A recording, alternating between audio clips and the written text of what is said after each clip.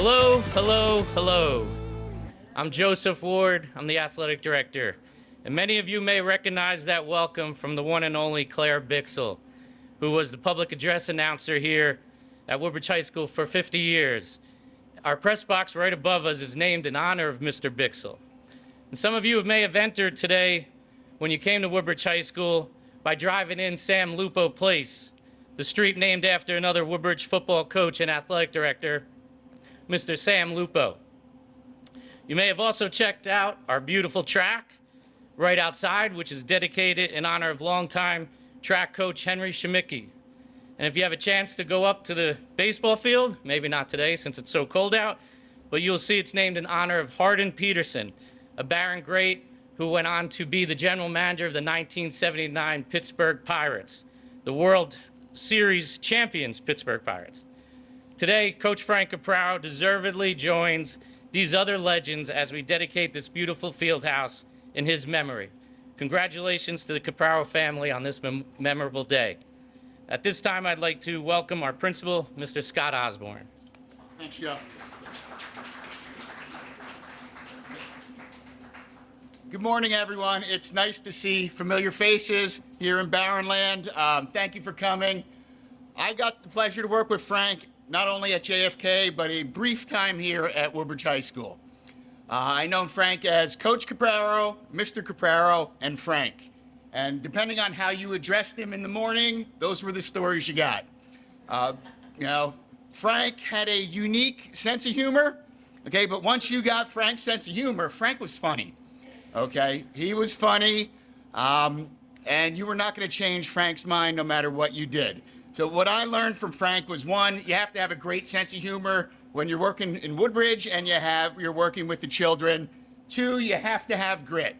If I told Frank we were coming in at 6:30, he would get there at 6:34, just so at the end of the day he could tell me that he got there before me.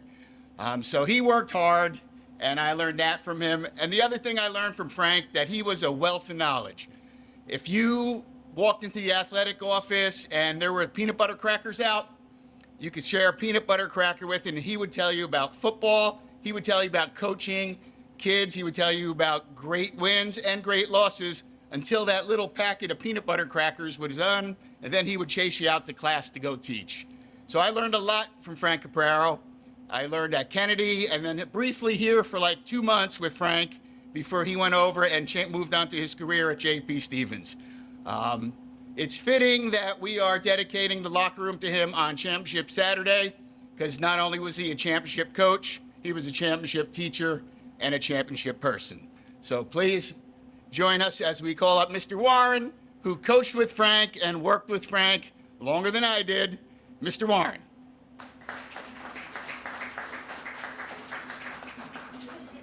Thank you, Scott. Well, good morning to each and every one of you. I'm happy to be here. Frank and I had a unique relationship. First of all, he was about family.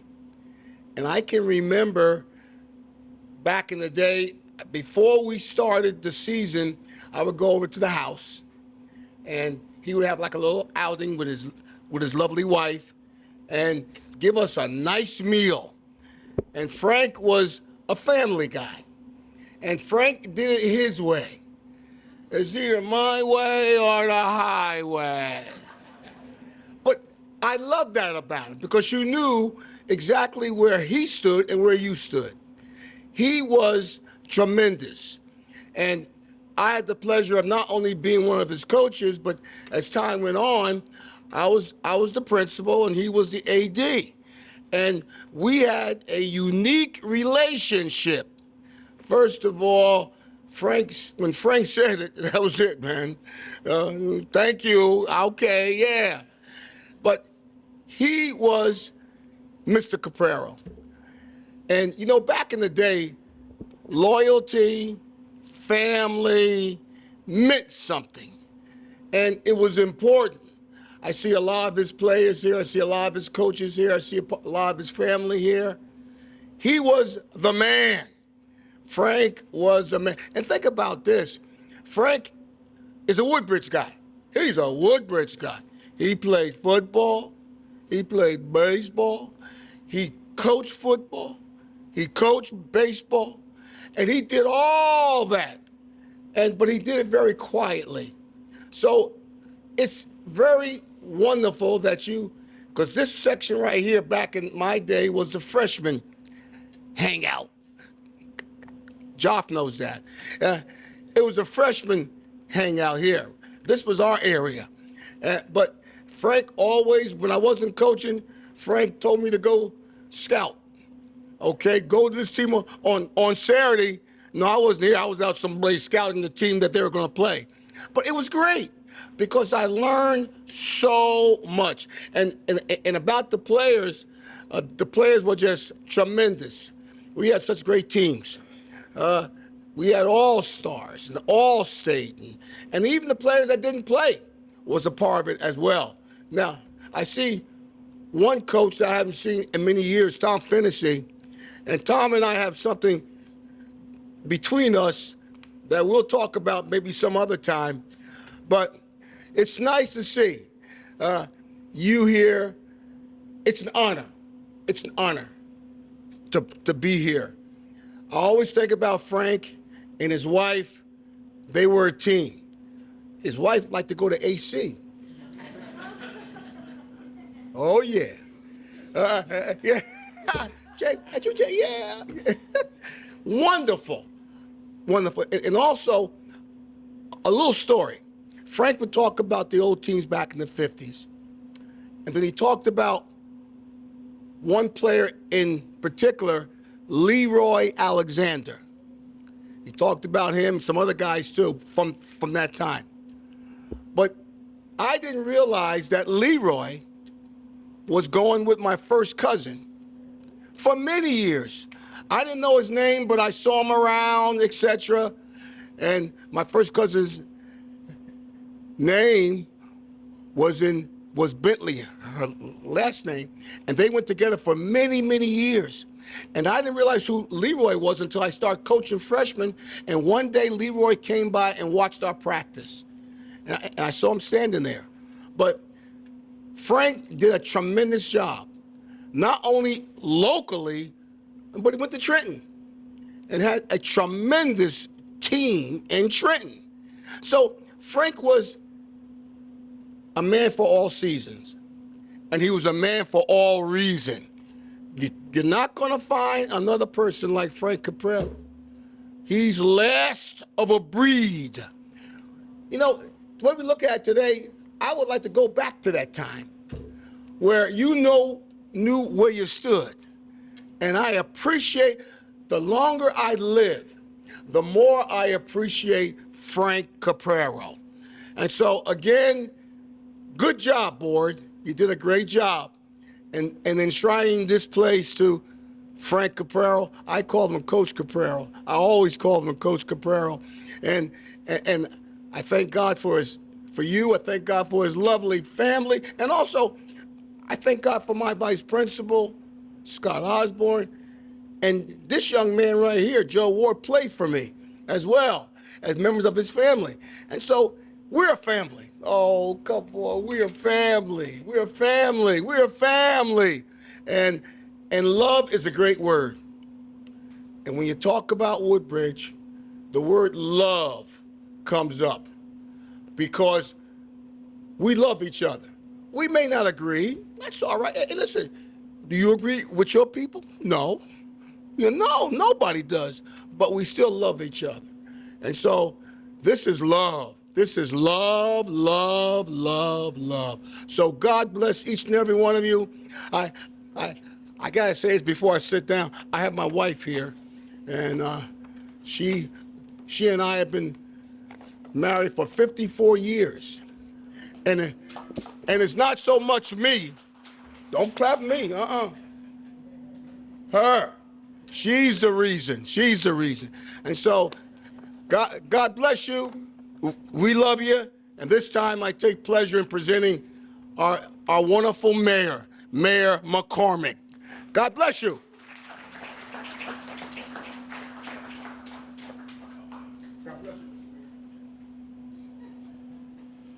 Thank you, Lee. I love you too, man. So I probably knew Frank in a way that no one else here did. So my junior and senior years in college, I answered an ad to be a part-time high school sports writer at the News Tribune. And it was a really cool job. I was an accounting major, became an accountant, but just answered this because it paid $6 an hour, which back in those days in 1978 was a heck of a lot of money. So I take the job, and the first year I cover wrestling and softball and tennis. And then the next year, the 1979 calendar year, that fall, I got the assignment to cover high school football. And it was the best assignment. It was cool covering high school football. I still love high school sports. We still do games on TV. We do it all. So I start with Carteret alphabetically and start calling the coaches over the course of the first week or so. Then I go to East Brunswick and Dunellen and all the way down. And the last call I made was to Frank Capraro. I spent probably an hour and a half on the phone with him. He was amazing in the way he said, okay, I'm going to help this kid out. He educated me in everything. He told me how things worked. He told me who was full of crap and who wasn't. He told me who to listen to and who not to listen to, and just was amazing. And I wish I called him first. I wish Woodbridge was with reverse alphabetical order. It would have been much better off. And then every week, I had to make the picks in the paper, you know, because I was covering it. So when the teams played each other, we had to make picks and post a story. So every week, I'd call Frank up. Frank, like, how do I know every single team? So he'd walk me through, well, this one's got a good offense and this quarterback's good, but this one has a great defense, whatever. And we talk about high school football over and over again. And I'll never forget the one time it was Cedar Ridge against Madison Central. They were rivals in Woodbridge, I guess. They were both 0-3. I didn't know who to pick. They both stunk. So I called Frank and I said, what do I do on this one, Frank? And he told me, and I forget exactly who he picked, but it was wrong. And I remember the editors led with the story, and it said Madison Central tab to hand Cedar Ridge the fourth loss or whatever, or maybe Cedar Ridge, whatever. The bottom line is, I got it wrong. I got more hate mail on that game. One guy, I assume it was a guy, cut out the story, and he taped a packet of McDonald's salt on it, sent it to me in a mail and said, this is in case you want to eat your words. And for a simple 0-3 game against another 0-3 team, I got my first hate mail. Now I get it all the time. But when I tell you, he was just so nice and so cooperative. He'd say, here, kid, this is what you got to do. I'm 6'2", he's 5'2", and he's called me kid. I mean, he just made me look good because half the things I wrote came from him, except that Cedar Ridge game. But I can't tell you what it meant. You know, I'm a 20-year-old kid covering high school football for the first time, and it's competitive and it's serious, and people take it very seriously. And the fact that he kind of befriended me, mentored me, helped me, and I'm just a guy he doesn't even know, other than I'm from Woodbridge and he's from Woodbridge. He had no idea who I was. He just figured, I'll help this kid. You can't imagine what that was like. So I know you're all here because you play with him, coach with him, work with him. I had that whole different relationship with him.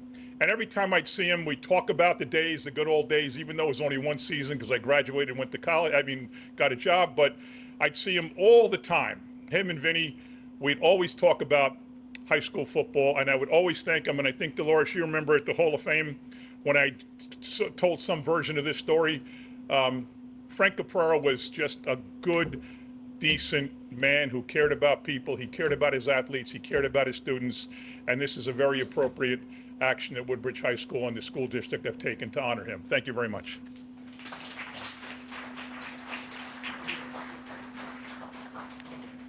We have to thank Mayor McCormick for so much support that he gives us here.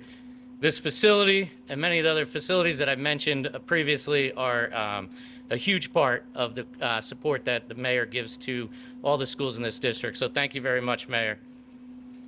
Mr. Warren mentioned that he was my football coach. In 1986, he was my freshman football coach, and I was so lucky to have him as a coach. And Woodbridge High School and all their student athletes over the years are, extremely lucky to have had some great coaches here, and I just want to introduce some of them that are here in attendance today. Former basketball coach Tom Schmiel, along with Mr. Warren, the assistant freshman football coach back in 1986, another assistant for Coach Capraro, Joe Sacco. Another assistant for Coach Capraro, Tom Fennessy, who's joined today by his wife, Betsy, who's a longtime coach and teacher as well. Another great coach, girls cross country, track, Norma Grasso. Great timing, just walking in. Legendary baseball coach, Lou Urbano.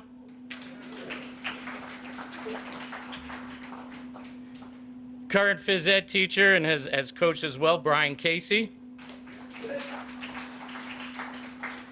And our current head football coach here at Woodbridge High School, who just had a tremendous year in his first year, Joe George. So at this time, I'd like to introduce President of the Woodbridge Township Board of Ed and someone who had a huge hand in making this happen, Dan Harris. Good morning, everybody. I want to thank Mr. Ward and Mr. Osborne for putting this together.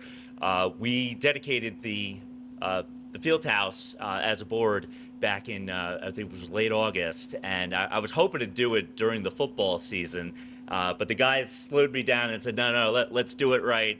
Let's get the presentation right and have a more formal ceremony. So thank you for the wisdom, and I'm glad we were able to put this together. And thank you all for coming out to honor such a tremendous man. I also want to recognize in the back we have First Ward Councilwoman Sharon McAuliffe joining us here. Thank you, Sharon.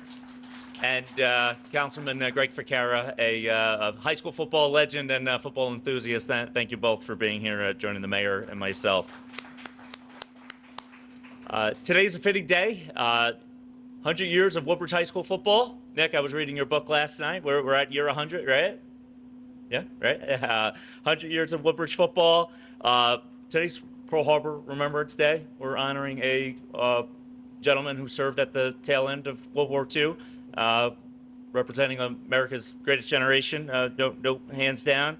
And then 45 years to the year, a week ago, we recognized Nicholas Prisco with the dedication of the stadium on Thanksgiving. So here we are, recognize another tremendous Woodbridge High School individual. I'm a fan of threes. 3 strikes and you're out. When I think of trilogies of influential men, I think of Socrates, Plato, and Aristotle. Each one mentoring one another, passing along wisdom to the world. Here in Woodbridge, once upon a time, we had 3 great successive football coaches. Each one mentoring one another, passing along wisdom to each other, as well as their players and students. Instead of Greeks, we have Italians. Prisco, Lupo, Capraro. I credit so much of today's... All right. And then I was thinking after that, I was like, all right, we got Zega, we got Massimino, we got Ficara, we got them all, right? I want to credit so much of today's event to my good friend and many of our good friends, Nick Sardone. He's been, let's give it up for Nick. He's been dogged in his advocacy for about a decade. I've been on the board about 12 years now, and he's been in my ear about Frank Capraro. And he had success with Harding Peterson. I always want to say it a little differently. The baseball field, as Mr. Ward had mentioned, up the hill. But all along, we got to get Mr. Capraro. So he started on me again this summer. Unfortunately, following Mr. Capraro's passing. And finally, at that point, I was like, all right, I'm going to sit down and I'm going to do my research. And when you read about Frank Capraro, you read, this guy did it all, and he did it the right way. Unfortunately, history is littered with successful men of the past who did things or said things that don't stand up in modern times, right? So naming a school facility after a person should only be bestowed upon people of character, integrity, and accomplishment. When I asked around about Frank Capraro, because I didn't want to just look at stats or take Mr. Sardone's words for it, not a bad word was spoken about Frank. No skeletons at the closet, no hesitations given for bestowing such an honor. The response was always the same. He deserves it. With that, on behalf of the Woodbridge Township Board of Education, I congratulate the Capraro family on this well-deserved honor. Thank you. We'll turn it over to you, Mr. Ward. As we all know, Mr. Capraro was the athletic director here, not only at Woodbridge High School, John F. Kennedy High School, and J.P. Stevens High School. He was part of the Greater Middlesex Conference, and we felt only appropriate that we'd have someone from the Greater Middlesex Conference say a few words. So please welcome Frank Knoppenberger, retired athletic director of East Brunswick High School, and current executive director of the Greater Middlesex Conference.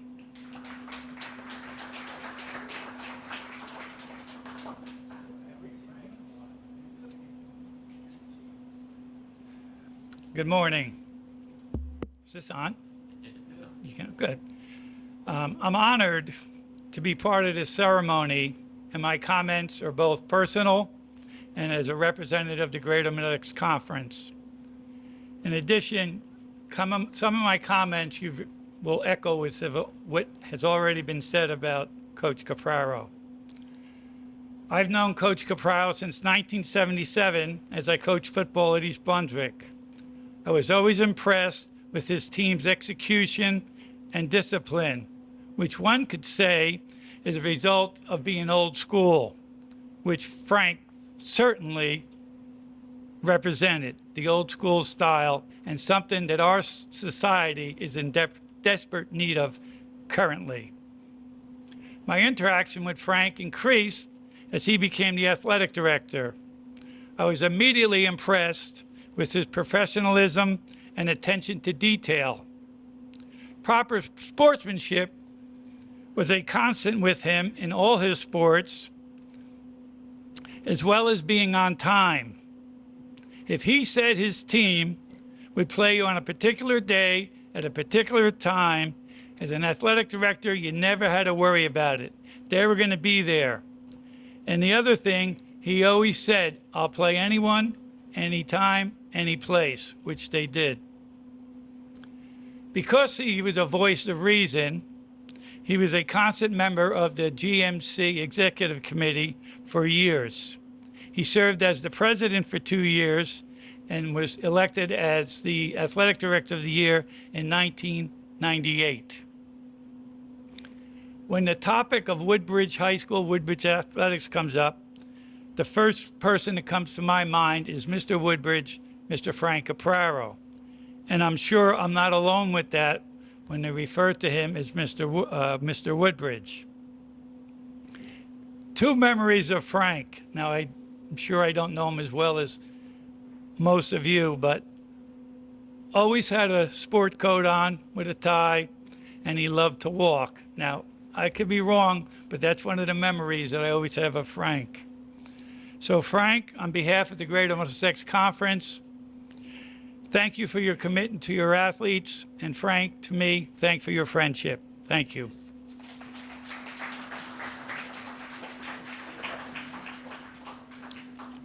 I'm very proud of my position as athletic director of Woodbridge High School, and it's not lost on me that when I'm sitting in my office that I'm sharing an office that was one time filled by Frank Capraro and people like Sam Lupo, Joe Diorsi. So I look up to these guys, and I'm very humbled. We have another athletic director in the room today. He was already introduced, but retired Perth Amboy athletic director Greg Ficara, who's also on the town council here. At this time, we're going to invite some family up. We're going to start with Dr. Dolores Geoffrey and her son, Vincent Geoffrey.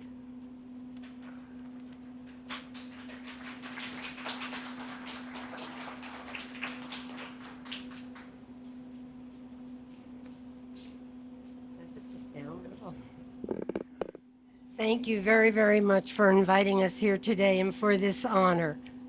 You know, you knew Frank as a coach. We knew him as father, brother, and uncle. From the time my father died back in 1941, Frank became the leader of our family. He helped my mother through very difficult times with 6 children to raise by herself. And he taught us from the very beginning how tough he really was. We too were scared of him, by the way. But he never, ever, ever let us down. And we were so proud of that as a family. But the most important thing to us as a family was Frank as an excellent football coach and baseball and basketball, by the way. He did the very best that he could do, and we were so proud of him. We went to every game he coached. We went to every game he played. We traveled all over the place to see my brother in his uniforms.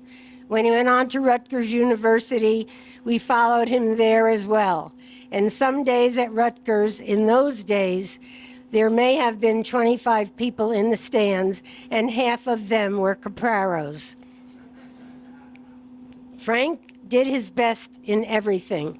He was tough. He was a tough guy, but he taught us a lot. And as brothers and sisters who were younger than him, he sort of became a pseudo-father for us after my father died. I was very proud of my brother. He was my very best friend. And I was so honored when I got a call from Joe Ward that they were going to dedicate this field house for him, because I could think of no other person that I know who deserved it more than my brother Frank. Thank you from the bottom of our hearts. We are humbled by this honor. Where are you going?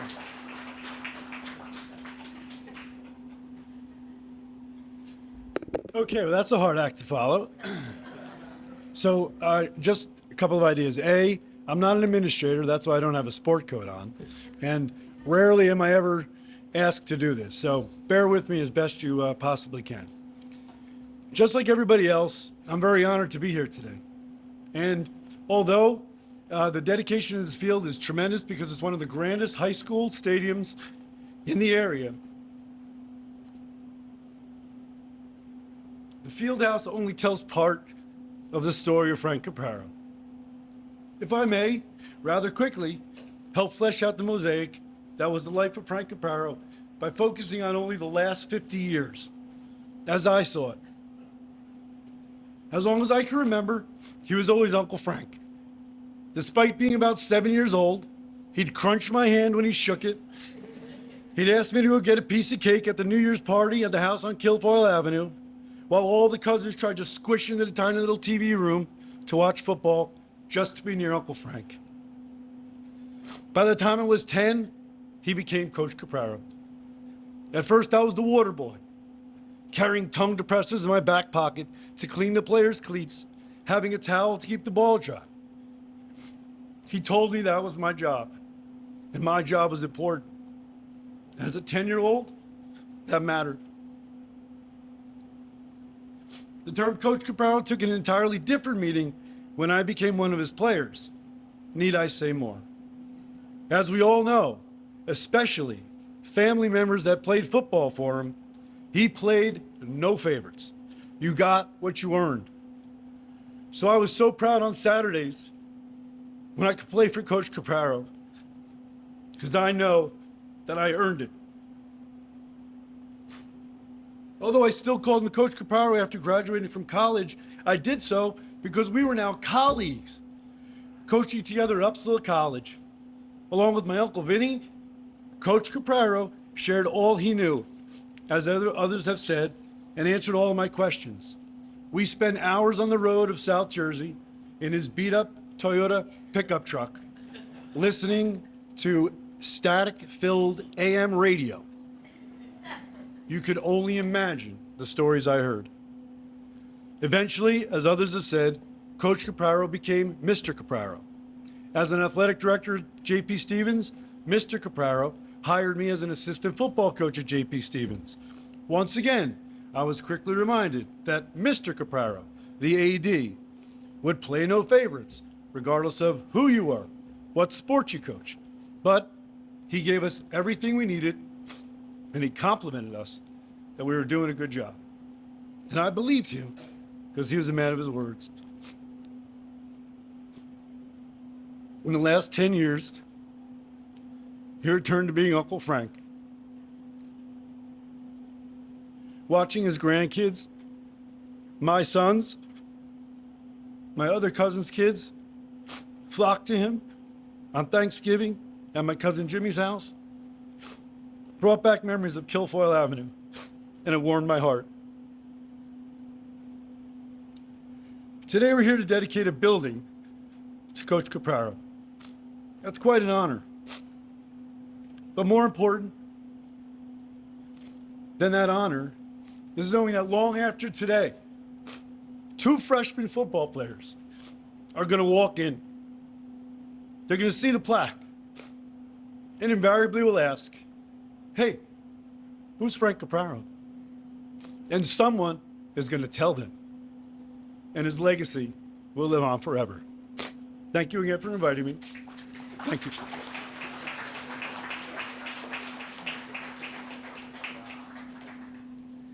I just want everybody to know that this is being taped by TV 35, and it will be on their website, their YouTube station. So if you want to share that with family or friends that couldn't be here today.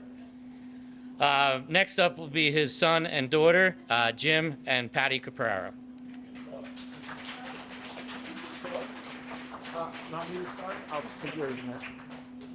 So thank you. Everybody's been wonderful. You know, I look around the room, you know, I see there's Scott Osborne here. You know, he may not remember me, but he was Scotty.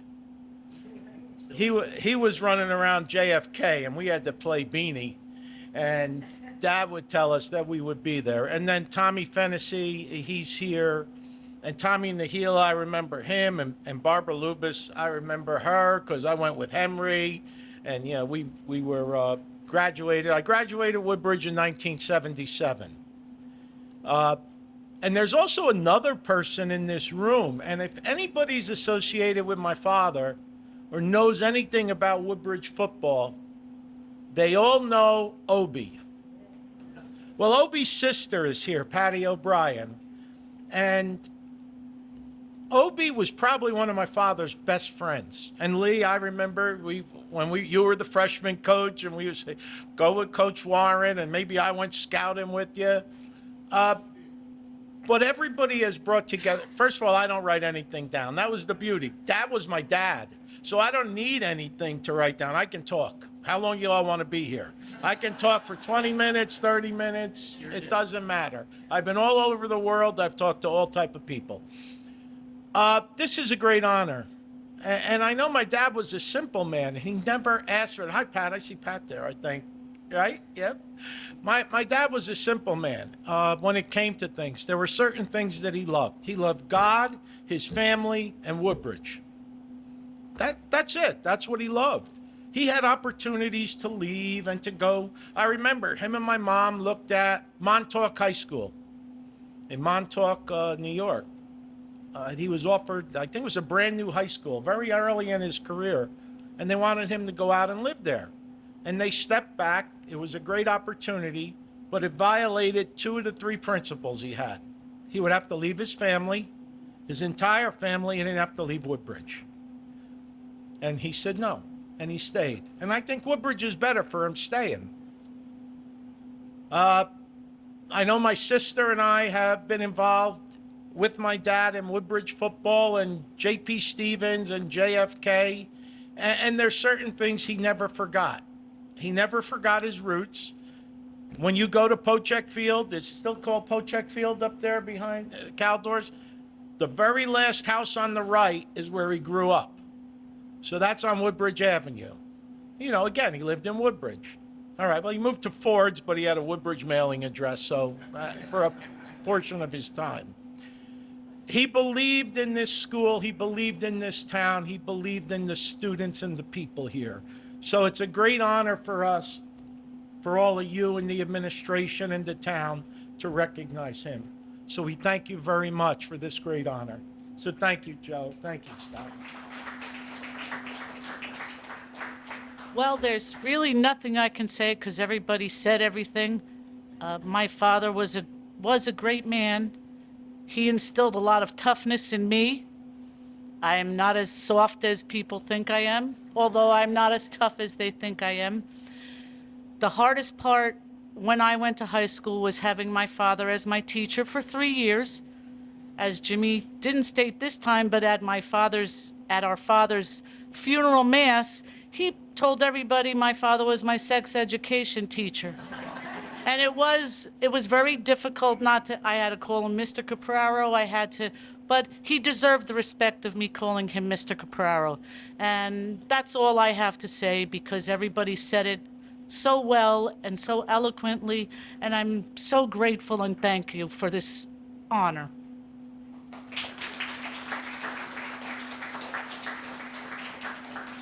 All right. So at this time, we're going to have the family come up. But before we do, when you do see the plaque, we have 5 miniature plaques that we will present to the family that they could take home with them. I wrapped them myself. All right. So if we could have the family come up and do the honors.